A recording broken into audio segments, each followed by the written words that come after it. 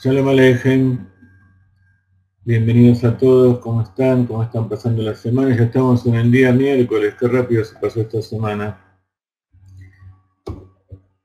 Estamos entonces estudiando el libro de los intermedios, en hebreo Sefer Shel Beinonim, de la Nura Zaken, que llegamos al capítulo 29 de los 53 capítulos que tiene. Y este es un capítulo largo, así que nos va a llevar posiblemente 3 o 4 clases, esta es la segunda.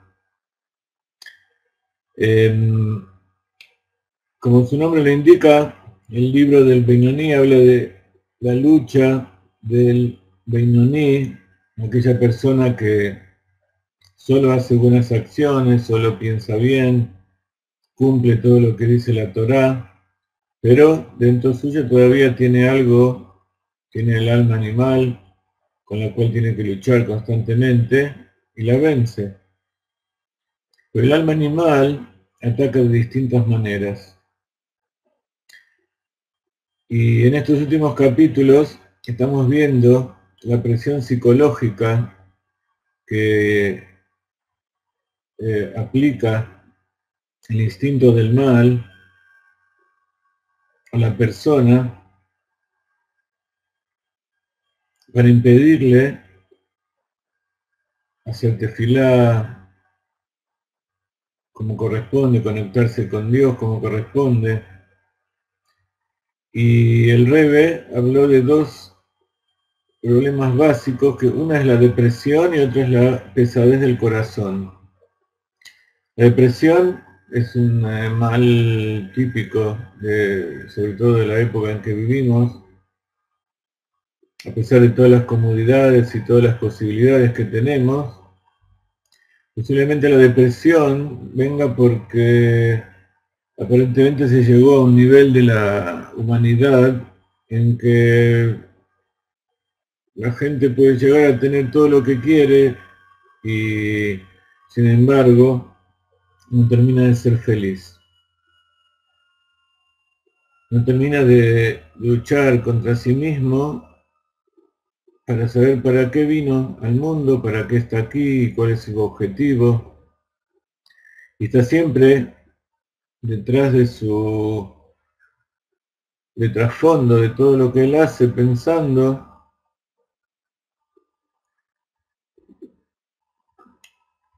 si lo que hizo está bien, si no podría haber hecho algo mejor, si todos estos años que vivió hizo lo mejor que pudo y qué es lo que le depara el futuro.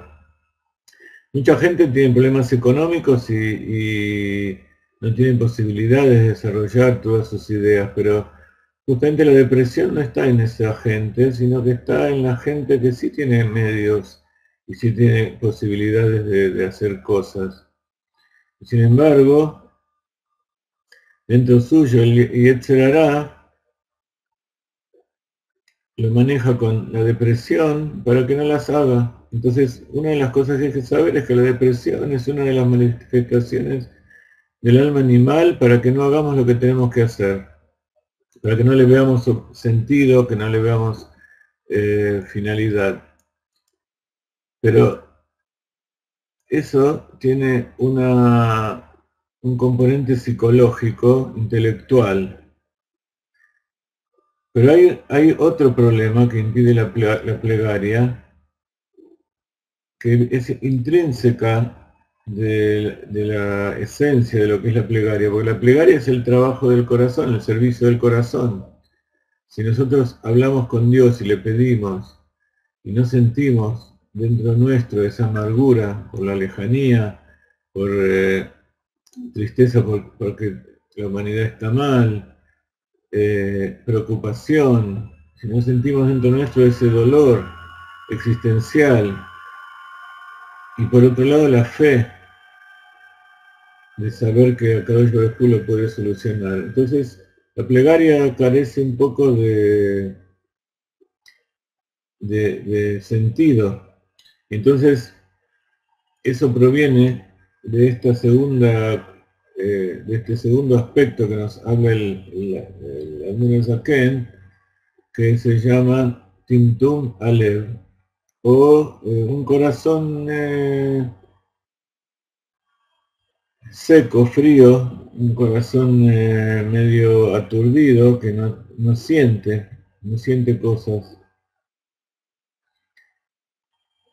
que es un poco lo contrario de la depresión. La depresión es cuando una persona de tanto eh, excitarse, tanto sentir y todos esos asuntos, es como que de repente explotó, hizo crisis y dejó de creer, dejó de entender por qué. Pero la pesadez del corazón es algo más de la naturaleza misma de la persona.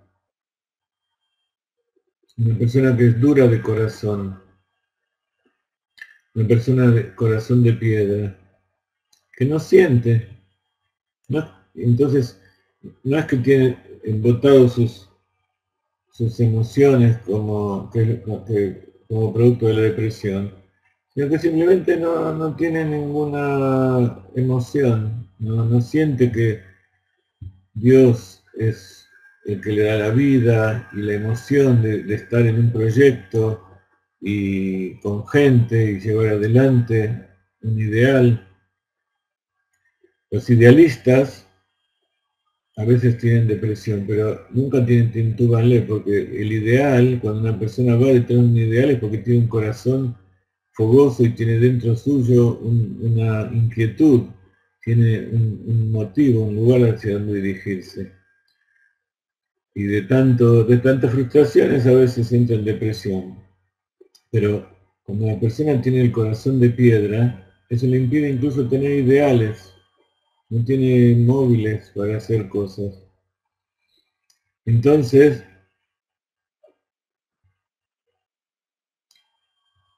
está dicho que hay personas que naturalmente hacen los preceptos, que no tienen ningún impedimento, porque son de corazón frío.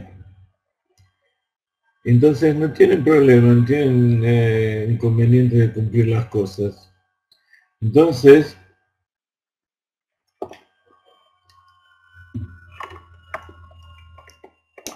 hay otra lucha que hay dentro de la persona que ya no es ir en contra de las cosas prohibidas, sino santificarse con lo permitido, como dice acá el Admira Zaken, que es con aquellas cosas que sí nos ordena la Torah, que sí nos permite utilizar, incluso para nuestro beneficio, para nuestro placer, como la comida, la bebida, el sexo, santificarse utilizándolo de acuerdo con ciertos límites, ponerse límites en esas cosas, no dejar de hacerlo, porque uno no puede dejar de comer, de vivir, de tener relaciones con las personas, pero cuando uno ve que eso lo está haciendo no por necesidad, sino porque tiene gula o tiene deseos que lo llevan a hacer cosas y no tienen un objetivo de rectificar el mundo, incluso de ir de acuerdo con ese ideal que se trazó. Entonces, el Ramón Saken dice, hay que hacer esas cosas, pero demórate un poquito, espera un poco, pensá, tomate el tiempo, y después cuando lo vas a hacer no por un impulso animal que tiene que ser satisfecho en el momento, sino que es algo más humano. Humano significa que se utilizó el Da'at, se utilizó el libre albedrío. Uno lo hizo porque decidió hacerlo, porque piensa que eso está bien, y no porque simplemente lo lleva su impulso animal. En este caso, el consejo del Santo Zohar, dice el hermano Zaken, es que cuando hay un corazón de madera, una madera tan dura que no se puede encender, un corazón tan frío, tan duro que no se puede encender dentro de él el amor y el temor, entonces hay que romperlo. Así dice el Zohar. La referencia a la luz del alma, que en este caso no penetra en el cuerpo, significa que la luz del alma y el intelecto no brilla lo suficiente como para predominar sobre la oscuridad del cuerpo. Así, aunque comprende y medita en su mente acerca de la grandeza de Dios, aquello que comprende no es absorbido e implantado en su mente lo suficiente como para permitirle superar la hosca pereza del corazón a causa del grado de su osquedad y aspereza. Entonces nosotros siempre estudiamos que el intelecto, compuesto por Jochma y Binah, una idea de Jochma que luego es procesada por Binah, a continuación tiene que llegar a las emociones. Pero si ese canal que conecta con las emociones, que es el Da'at, la comprensión significa, por un lado, haber afirmado determinada idea, pero por otro lado, asentarla en el corazón. Yo creo que es correcto, pero aparte siento que es correcto. Entonces, si yo no puedo sentir que eso que yo llegué a la conclusión de que es verdad, no puedo hacer que eso también sienta que lo tengo que hacer, entonces tengo que machacar. Y eso tiene que ver con el exilio, por eso el Akadosh Baruj Hu mandó al pueblo de Israel a los exilios y los hizo pasar por pruebas. Todo eso se llama machacar, astillar, hacer astillas, aquello que es tan duro como que no se puede quemar. En el judaísmo, el fuego tiene que ver con elevarse uno mismo a Dios. Por un lado, el alma misma está representada por una llama que se bambolea, por eso muchas veces cuando estudiamos nos movemos, a veces en forma consciente, a veces de repente uno está escuchando al rago, está escuchando una melodía o está haciendo tefilá y de repente se nota, uno se siente a sí mismo moviéndose. Es el alma que está ahí adentro que se menea como una llama, porque así como la llama, trata de despegarse de la mecha para conectarse con Dios. Esa es una de las formas del fuego.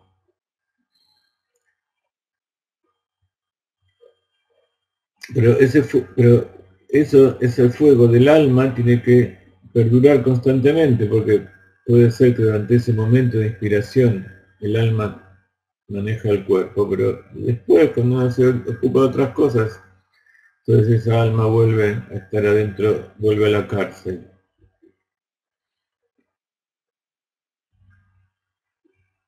Entonces, también sucede que ese Timtum Alev en determinados momentos es más fuerte y en determinados momentos es menos fuerte. Depende el grado de inspiración que tengamos, depende de la situación que nos encontremos, depende con quién nos conectamos, que nos pueda inspirar, nos puede ablandar el corazón.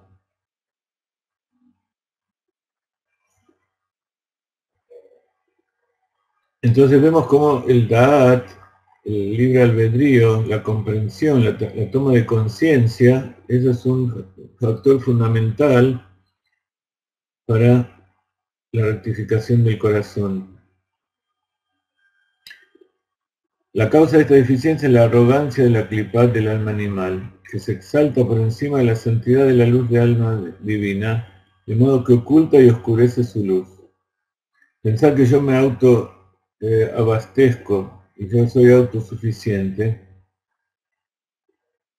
hace que eso proviene de sentir dentro de mi corazón que no necesito a nadie, y que cuando yo necesito a alguien lo uso para mi propio beneficio, sin importarme qué es lo que el otro necesita. Eso se llama clipá, la clipá de la arrogancia. Por eso se la debe machacar y derribar al suelo. Esto es fijar momentos específicos para humillarse a sí mismo y considerarse despreciable y aborrecible, como está escrito.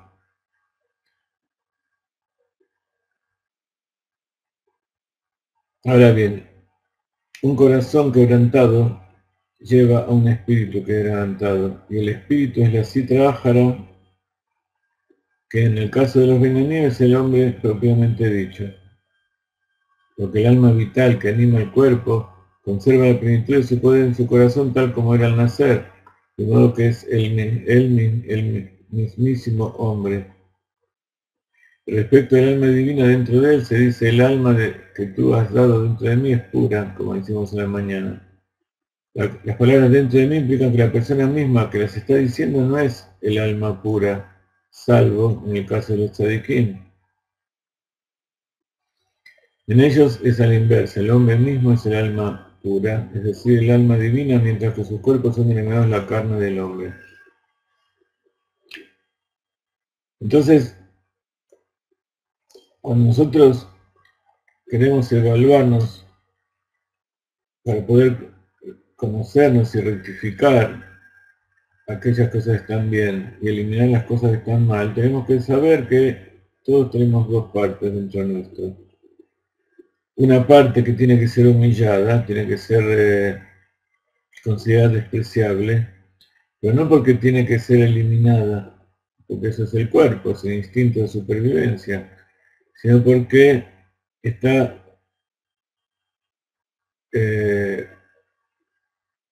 encarcelando y ahogando la luz del alma.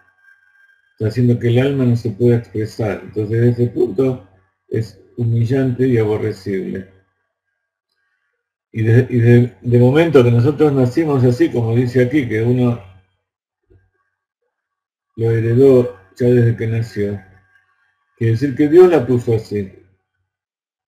¿Y para qué la puso? Para que nosotros la aborrezcamos y la consideramos despreciable.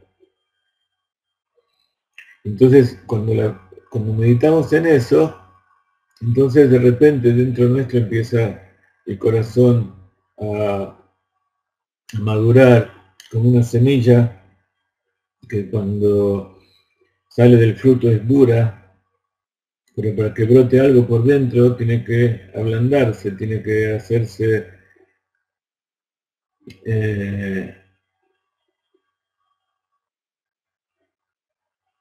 tiene que pudrirse literalmente. ¿Por qué? Porque si no se pudre, si no se ablanda, no puede cumplir su objetivo, que es en verdad alimentar a al verdadero germen de donde va a salir la planta. Y si es tan dura, no solamente no la puede alimentar, sino que encima es una cárcel y no la deja salir. Entonces, a eso se refiere que cuando un árbol es tan duro que no se puede prender fuego, hay que astillarlo. Y aquí habla del espíritu que hay que humillar y que hay que considerar despreciable. Se refiere al espíritu del alma animal que se preocupa nada más que por el cuerpo, se preocupa nada más que por lo material y los deseos para satisfacerlo.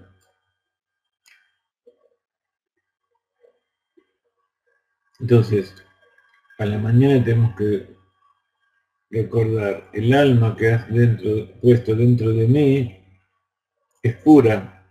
Entonces, ¿quién soy yo? ¿Soy el alma o el cuerpo? ¿Quién es el que decide? ¿Quién es el que tiene que brillar y hacer cumplir su voluntad? ¿El alma o el cuerpo? Entonces es el momento que tenemos que decidir de poner el cuerpo al servicio del alma. Entonces, una vez que el cuerpo está al servicio del alma, entonces, como dice aquí, el cuerpo se transforma en puro, tal como el alma. Pero el cuerpo también es alma. Es el nivel más bajo del alma que se materializó. Pero mientras no suceda eso, no es parte del alma, sino que es nada más que una cáscara que recubre el alma. Este domingo hablamos de la Merkabah, de una carroza que sirve para elevar a la naturaleza, a esas cuatro cabezas de animales que representan un montón de cosas, pero entre otras cosas representa los cuatro elementos que forman la naturaleza: el fuego, el agua, el aire y la tierra. Y de eso está compuesto el cuerpo. Pero esos cuatro elementos en realidad son elementos espirituales que cuando se invisten dentro de lo material están dando vida, están dando existencia y forma de ser. Entonces, lo material en realidad es una cáscara, es un ocultamiento de aquella esencia verdadera de los cuatro elementos. Entonces tenemos que rescatar dentro del cuerpo esa esencia. Por eso tiene sentido que le demos una bendición a una persona para que se cure. Porque parte de la curación es que ese espíritu que hay adentro, esa parte del alma que vitaliza, se revele y penetre en todas las partes del cuerpo y lo cure. Esa energía vital que Dios nos manda a través del alma, transforme esa parte grosera y tosca del cuerpo que está enfermo en algo sano. ¿Qué diferencia entre lo enfermo y lo sano? Lo enfermo, vamos a hablar de lo sano, si sabemos que lo enfermo es todo lo contrario. Sano quiere decir equilibrado, en su justa medida, balanceado, en movimiento, fluye, tiene una armonía en el fluir de todos sus componentes, cada uno deja lugar al otro en equipo, y todo eso con alegría, con felicidad. Todo lo contrario es la enfermedad.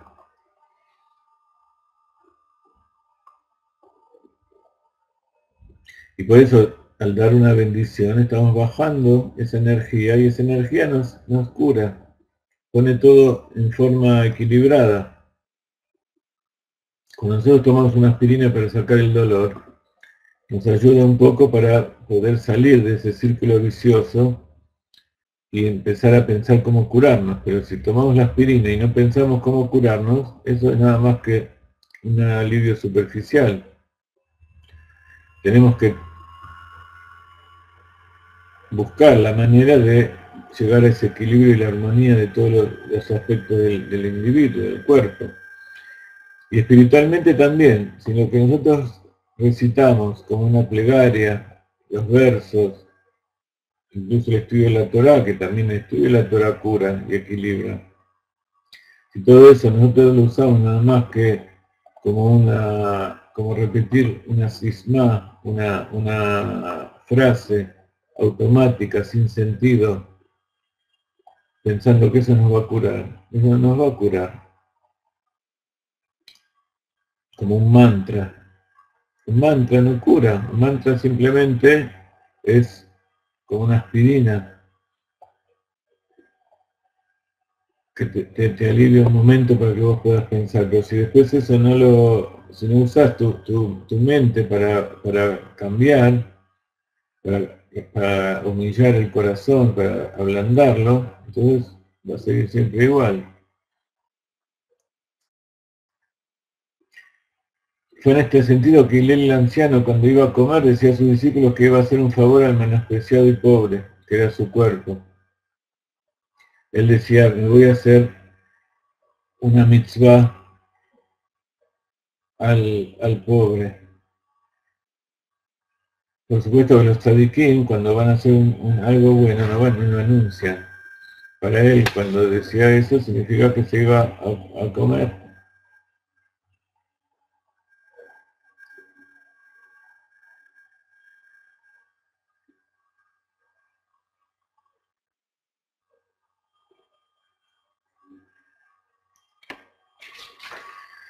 Entonces, él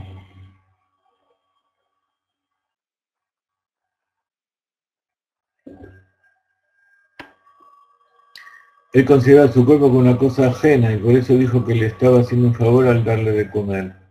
Porque él mismo no era otra cosa que el alma divina necesita comer comida. Entonces, ¿quién soy yo? Yo soy el alma divina y todo el resto, el pensamiento, el habla, la acción son vestimentas. El cuerpo es una vestimenta, un instrumento para cumplir su voluntad. Ella sola animaba su cuerpo y su carne, porque en los tzadikim el mal estaba en el alma vital investido en su sangre y carne, que estaba investido en su sangre y carne y había sido transformado en bien y absorbido realmente en la santidad del alma divina. Pobre y menospreciado, entonces se refiere a humillar al cuerpo en el sentido de mostrarle quién es y que si quiere colaborar, si quiere asociarse conmigo, que se asocie, si no, que me dejo. Sin embargo, en el Beinaní, puesto que el ser y la esencia del alma vitalizador animal proveniente de la Sitra Ájara, que se inviste en su sangre y carne, no ha sido transformado en bien, es ese, el alma animal realmente el hombre mismo. Entonces, ¿qué es un ser humano? Un ser humano siempre decimos que es un cuerpo con un alma adentro. Pero ¿quién es el verdadero ser? ¿Qué significa humano? Porque los animales también tienen cuerpo, también tienen un alma dentro suyo. Entonces, la diferencia del ser humano con el resto de la creación es que tiene un alma superior, tiene un alma que está separada del alma animal, que está obligada a convivir junto con ella. Entonces, en los tzadikim, el hombre es todo, es completo, hasta su cuerpo es esencia. En cambio, lo que nosotros llamamos hombre en este mundo, de la carne y la sangre, es el alma animal. Y en eso se parece el Benoni a los, a los Reshaim, a los que están por debajo, en esta escala que nos propone el Tanya. De ser así, él está alejado de Dios con el máximo distanciamiento. No hay ninguna diferencia en la distancia que hay en la persona que cumple absolutamente todos los preceptos, pero que todavía no está luchando contra su alma animal, de aquel que está, que es el Rayá, el Tanya. No hay ninguna diferencia, está él tan alejado de Dios como el otro. Porque el impulso de pasión de su alma animal es capaz de ansiar incluso cosas prohibidas, contrarias a la voluntad de Dios,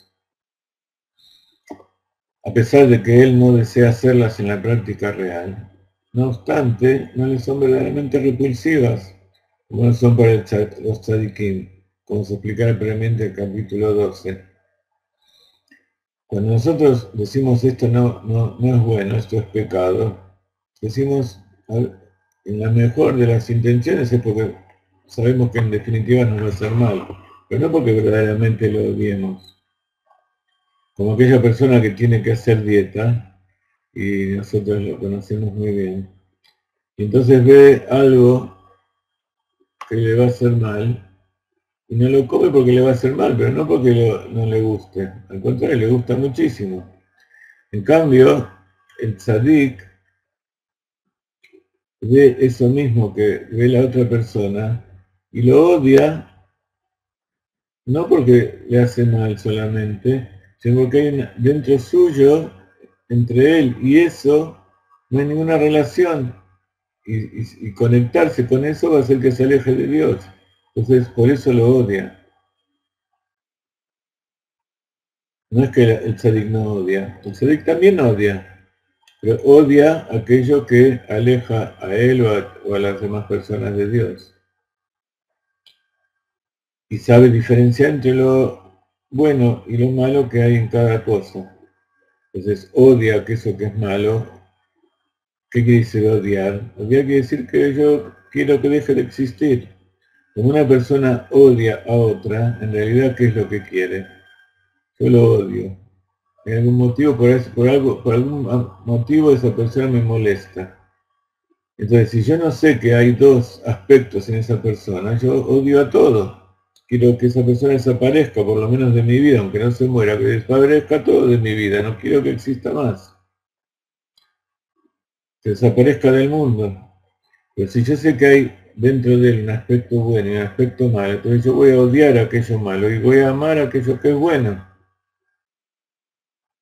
Nosotros no sabemos diferenciar dentro de las personas el alma divina del alma animal.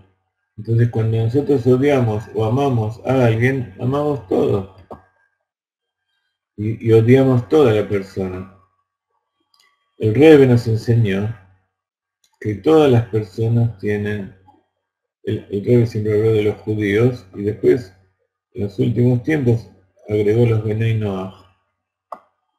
En realidad los Benei Noach son todos, pero cuando se dice Benei Noach se refiere en general a aquellos que cumplen los 7 preceptos, o aquellos que no los cumplen pero porque no los conocen. En caso de que no conocieran, o naturalmente los cumplen sin conocerlos.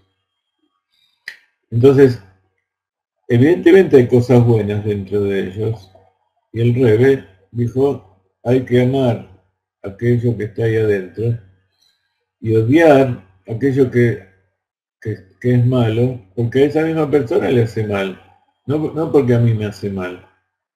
Yo lo odio porque está en contra del objetivo de Dios en este mundo. Esa es la diferencia entre el odio de los tzadikim y el odio de las personas como nosotros. Nosotros cuando odiamos a un dictador, lo odiamos completamente. Cuando odiamos a una persona que le hace algo malo a un pariente nuestro, o a alguien que nosotros amamos, lo odiamos completamente. Por eso odiar, desde nuestro punto de vista, es como matar. Estamos pidiendo que esa persona desaparezca, no solamente que desaparezca su alma, sino que desaparezca todo. No, perdón, no solamente que desaparezca su cuerpo, sino también todo, que deje de existir. Pero el Rebbe, el Tzadik, él sabe diferenciar, porque él está por encima del pecado del árbol y el conocimiento del bien y del mal. Y solo detecta lo bueno. Y lo malo desaparece en forma automática.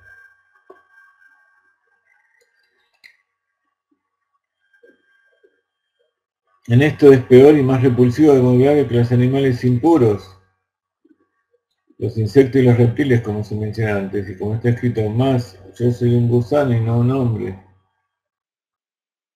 Y aun cuando su alma divina se fortalece dentro de él,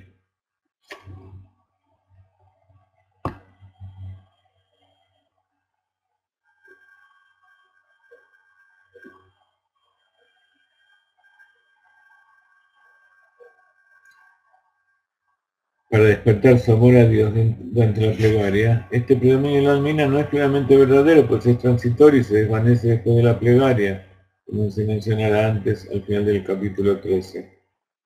¿Ok?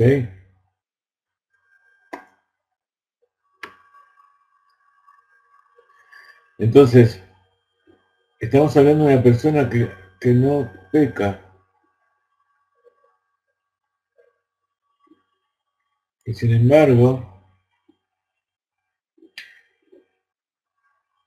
esas cosas que son prohibidas no tienen verdadera repulsión.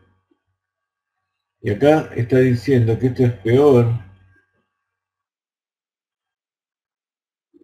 incluso aquella persona completamente pura, el hecho de no odiar, de no sentir repulsión por aquellas cosas que son malas, lo hace peor que un animal impuro, como algo abominable.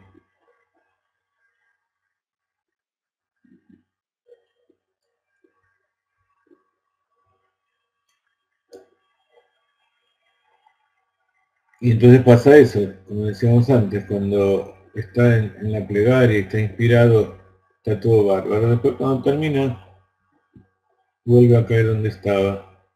Porque eso que pasó en ese momento era superficial.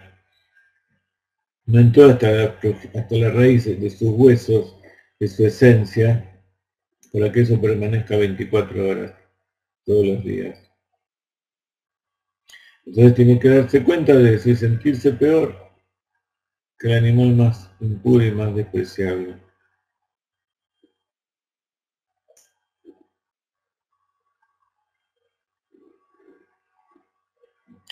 Entonces, explica el Rebbe, ¿por qué es más despreciable?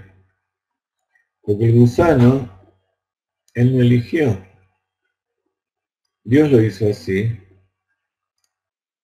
Creó esa naturaleza en el insecto, en el reptil, en el gusano, en los animales, incluso en los animales de rapiña, que matan y se engolosinan con la sangre de que está muriendo, y no tienen ninguna misericordia. El animal no tiene por qué tener misericordia. Dios lo hizo así y le dijo que coma de esa manera.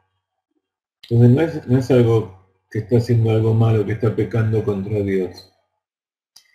Pero cuando una persona elige hacer esas cosas por propia decisión, porque le gusta, porque le resulta placentero, entonces ahí es cuando es peor. Incluso si no lo hace, por el simple hecho de que le resulte placentero, las cosas repulsivas, está más bajo que ese animal. ¿Está claro? Pienso que este concepto vale toda la clase, entender este asunto. ¿Por qué? ¿Qué significa y qué es lo que hay que tener repulsión? ¿Y por qué, por qué el ser humano puede llegar a sentirse a sí mismo, ¿no? Más despreciable que el peor animal? Porque la persona, el ser humano, como dicen tantas veces, puede llegar a las alturas más excelsas que ningún ángel puede llegar, que también puede llegar a lo más bajo, donde el animal no puede llegar. Entonces, eso también es una cualidad que Dios le dio, no es porque Él decidió tampoco.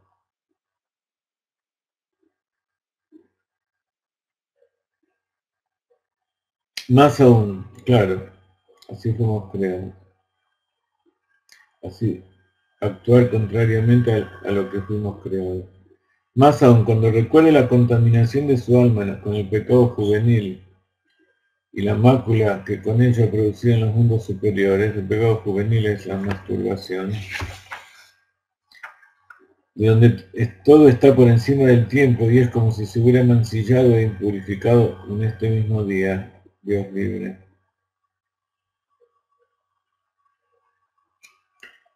Este es un ejemplo de lo que está dicho, que en cada generación donde no se reconstruye el Beit HaMikdash, es como si esa misma generación lo hubiera destruido. Entonces, cada cosa que nosotros hacemos proveniente, que tiene que ver con el pecado de Adán Rishon, es como si nosotros mismos estuviéramos haciendo ese pecado de Adán Rishon. Si él pecó porque no utilizó su libre albedrío como corresponde, porque su da'at no era como corresponde, entonces, si yo estoy haciendo eso, estoy haciendo lo mismo que Adán, y lo que hizo Adán, que es lo que produjo, trajo la muerte y trajo lo contrario de la redención, sino ese mismo Shabbat, el séptimo día de la creación, hubiera venido la redención y hubiera seguido todo. Hasta hoy en día, sin exilio, sin muerte, sin maldad, todo perfecto.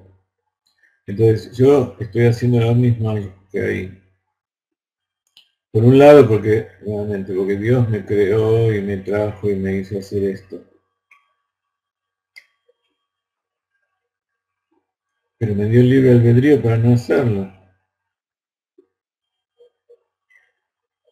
Y suponiendo que no me dio el libre albedrío, no me dio la fuerza suficiente para vencerlo, el hecho de que yo sufra y me sienta mal porque no lo puedo vencer, eso me está elevando a niveles por encima. Ese sufrimiento que yo siento por no poder hacer, sufrimiento verdadero, ¿sí? No un sufrimiento falso. El sufrimiento ese que yo siento por no poder cumplir lo que Dios me ordenó, lo que Dios quiere y lo que yo sé que sirve para que el mundo sea mejor, ese sufrimiento Dios me lo cuenta como un mérito. Por eso está dicho en el Tanya y está dicho por tantos tzadikim, que lo principal es luchar.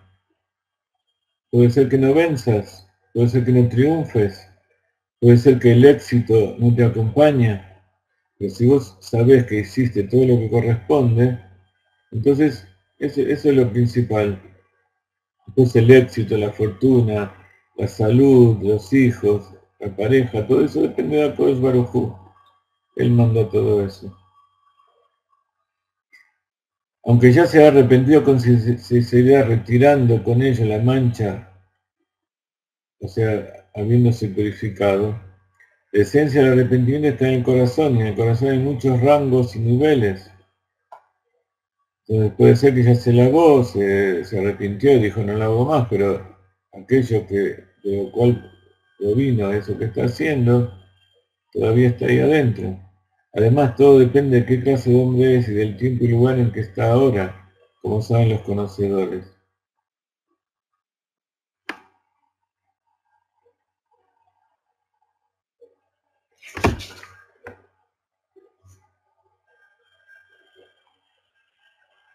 Eso significa que cuanto más grande es su estatura espiritual, entonces más se le exige y más arrepentimiento se le exige.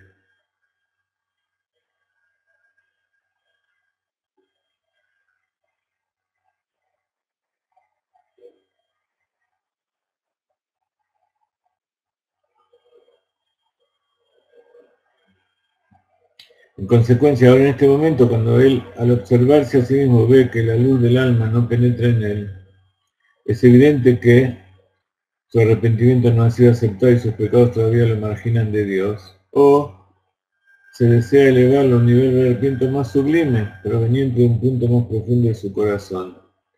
Quiere decir que lo que pasó no fue suficiente, o porque no llegó al lugar que tenía previsto, o que llegó a ese lugar, pero se no da ese premio para que se esfuerce y pueda llegar a un nivel más elevado.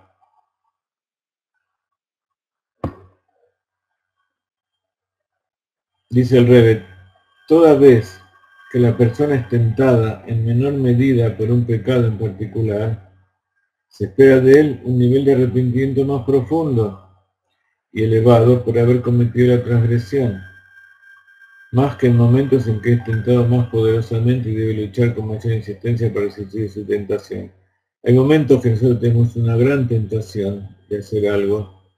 El alma animal, el satán nos tienta tanto, nos incita tanto, que es muy difícil enfrentarse a eso. Entonces, la lucha fue tan desigual que no se le exige tanto. En cambio, cuando la caída es por un una pequeña incitación, por algo ínfimo, entonces eso es peor, es una caída peor. Entonces se le obliga a tener un arrepentimiento mucho mayor. A veces nosotros pensamos estos asuntos y lo pensamos al revés.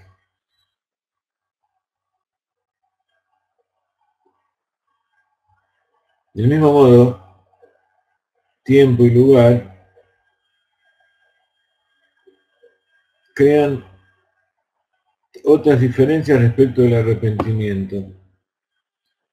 Por eso, juzgando desde su situación presente, es posible que su arrepentimiento anterior sea inadecuado para borrar sus pecados del pasado.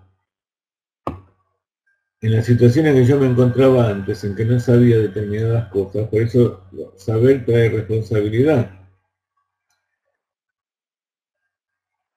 La experiencia trae responsabilidad, los años de vida traen responsabilidad, el lugar en donde uno se encuentra, la responsabilidad que tiene frente a mayor o menor gente.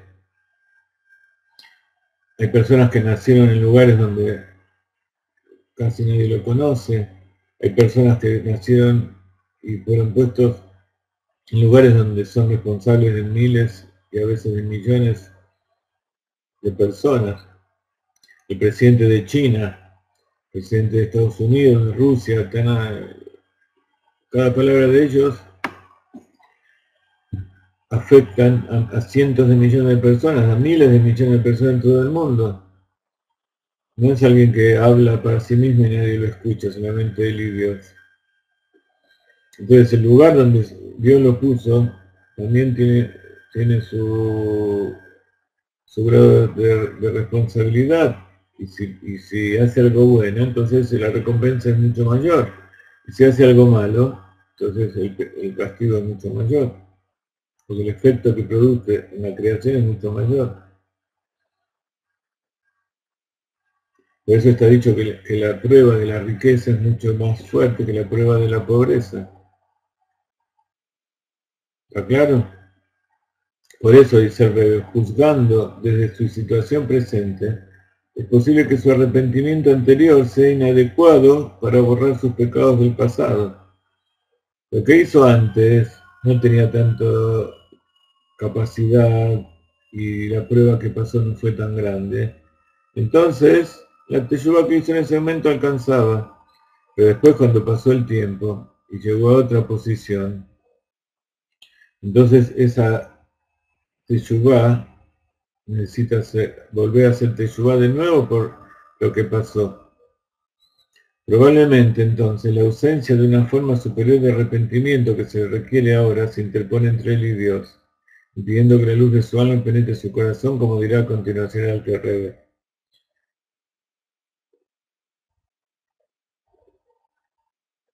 No es lo mismo un médico de la Edad Media que tenía a su disposición unas pocas sustancias, unos pocos elementos para curar a la gente, y no tenía ningún conocimiento de lo que eran los gérmenes y de cuál era el origen de la mayoría de las patologías. El mérito de poder ayudar a alguien y curar a alguien era mucho mayor, pero también tenía mucha menos posibilidad de curar a alguien. Entonces, el hecho de no curarlo también le sacaba un poco de responsabilidad. En cambio, un médico hoy en día, más cuando está en los grandes centros de las grandes ciudades y donde están los conocimientos, entonces un médico hoy tiene mucha mayor responsabilidad, tiene que tener un porcentaje de eficiencia mucho mayor que aquel que tenía en aquellas épocas. Entonces si falla, el castigo es mucho mayor. La frustración es mucho mayor y la teshuvá que tiene que hacer es mucho mayor. Y si triunfa, o sea, si logra un éxito por encima de la tecnología que hay hoy, entonces también es mucho mayor el éxito que hoy hacer grandes descubrimientos no es lo mismo que en otras épocas. Encontrar grandes remedios y curaciones. Por eso los premios Nobel y todas esas cosas hoy en día se dan por descubrimientos mucho más grandes que lo que se daba en otras épocas.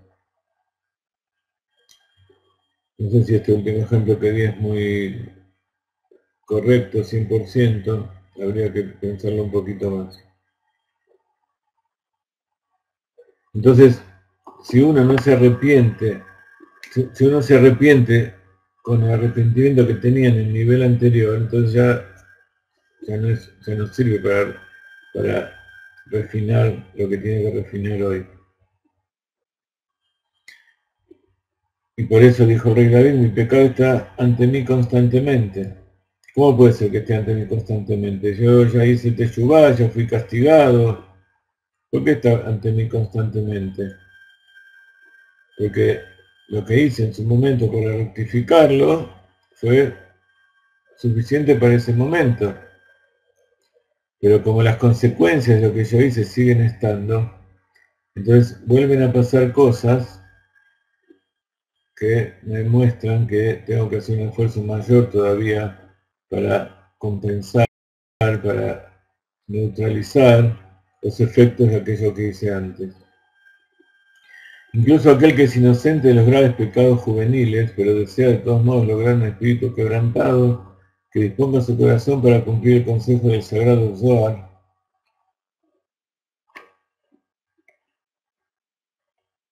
de ser un amo de cuentas. O sea, hacer una evaluación de su alma respecto de todos los pensamientos, declaraciones y acciones que han ido y venido desde el día en que fue llamado a ser hasta el presente. Hay tzadikim que llevan la cuenta de cada una de las cosas que hicieron en su vida. Pueden recordar y pueden repasar, y al hacer eso rectificar constantemente todas las cosas que hicieron durante su vida. Pero se llama Baal Heshbon. Es decir, que es dueño, es amo, está en posesión de la capacidad de hacer cuentas, de hacer Heshbon y evaluarse y recapacitar. Y entonces se pregunta, ¿eran todos del plano de la santidad o del plano de la impureza? Dios libre, todas las cosas que hizo. Esto último incluye también todo pensamiento, palabra o acción que no estaba dirigida hacia Dios, su voluntad y su servicio, aun cuando no sean pecaminosos en la práctica. Ya que este es el significado de la expresión si trabajara, como se explicara previamente en el capítulo 6.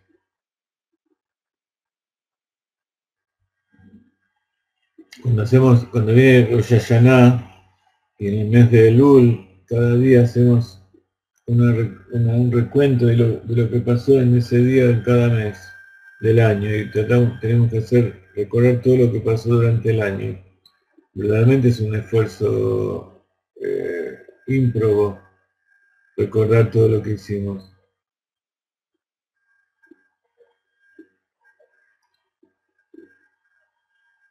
Imagínense lo que es recordar desde el momento del nacimiento, del momento que uno tiene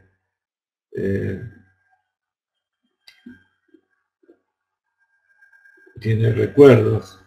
Entonces por eso cada tanto hay que sentarse y empezar a pensar las cosas que sucedieron y las cosas que uno hizo y cuáles fueron las consecuencias. Y así uno aprende con la experiencia y recapacita.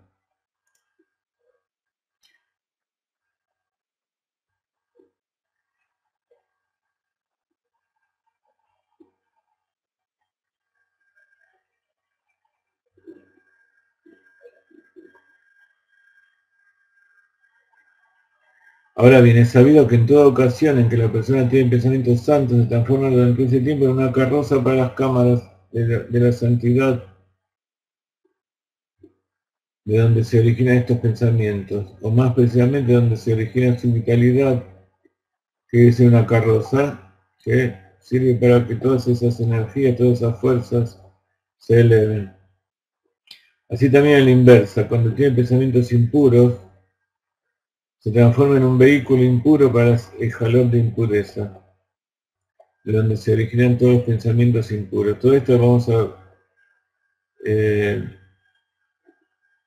ver la semana que viene. No sé a qué se refiere si recuerdo la luz. Me olvidé pagar la cuenta de la luz.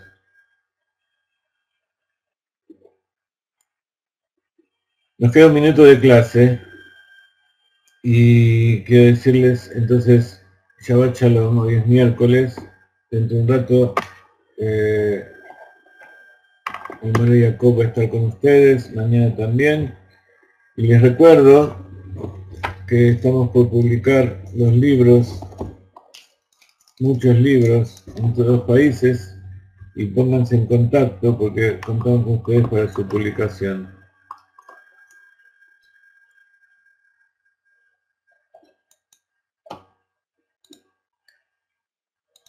Que tengan todos un Shabbat Shalom, bendiciones de la tierra de Israel. Y seguimos con el trabajo.